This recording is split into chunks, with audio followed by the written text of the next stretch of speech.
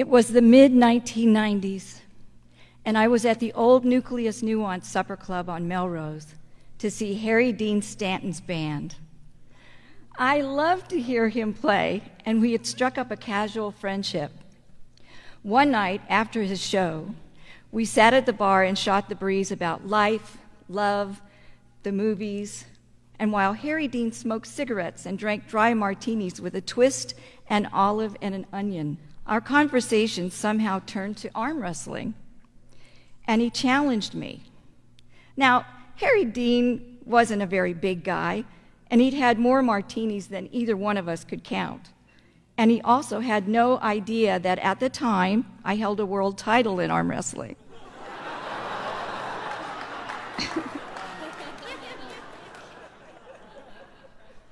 Harry Dean put his arm up, we locked hands, and I just about pulled him off his bar stool.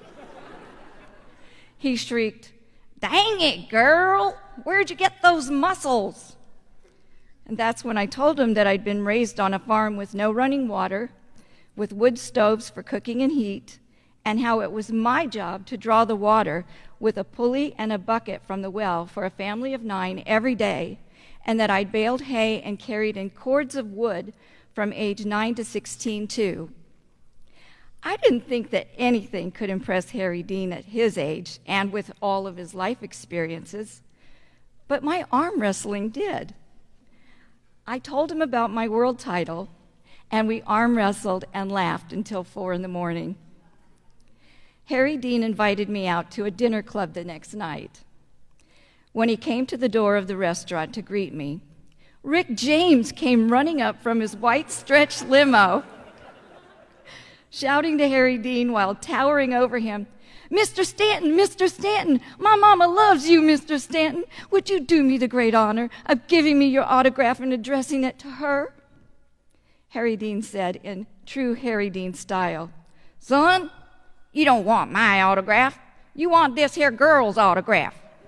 She got a world title in arm wrestling, and I'd bet you can't beat her." I was wearing a pretty pink polka dot dress with a scoop neckline and puffy cuff sleeves with a skirt that opened like an umbrella when I spun around. And I was dressed for a club, not a match.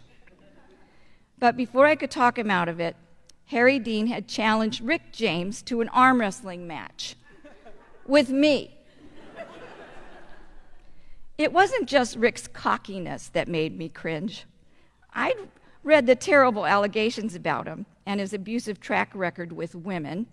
Rick said to Harry Dean, "What do I get if I beat this cream puff?" Harry Dean said, "The winner gets $100. Being called a cream puff by this man made me shake with adrenaline. I said, "What you get if you beat me is you get to say that you beat a woman."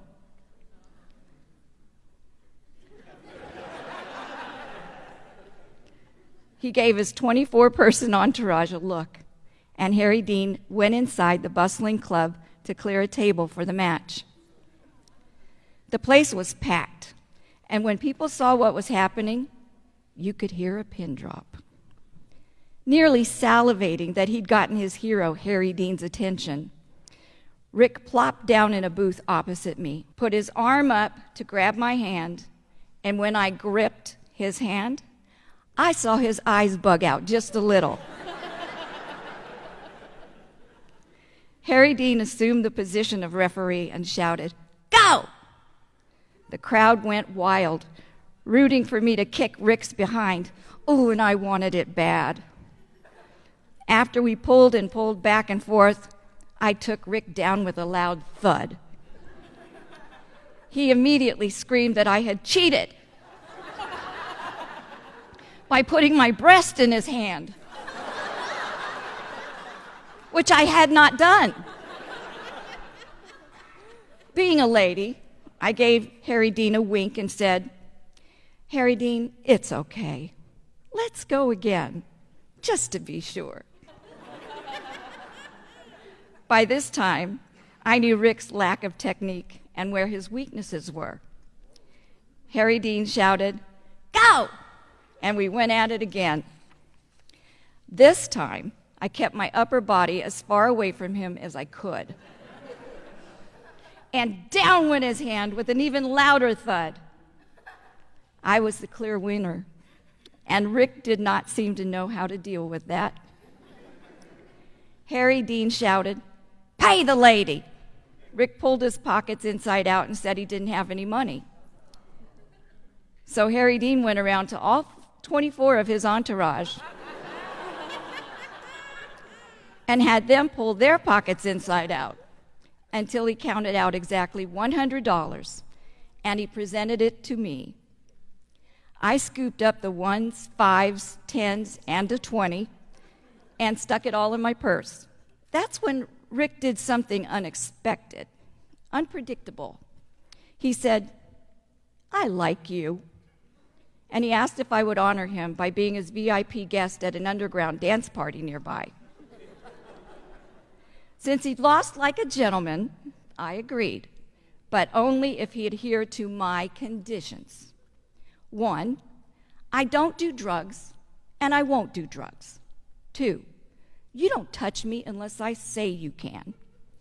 3, you have your driver bring me back to my car whenever I'm ready, even if you're not ready for me to go. Deal? He put out his hand and we shook on it, and off we went. The party was what I thought it would be.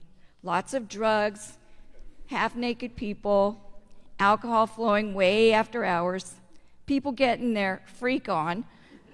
No judgment, just wasn't my scene. I gave Rick the signal, and he gave me a respectful hug, and off I went in his white stretch limo to get my car and go home. The next day, I let my son stay home from school so I could treat him to lunch, movies, and a video arcade until every penny of that $100 was spent on my boy, who was my reason for living. Only in LA.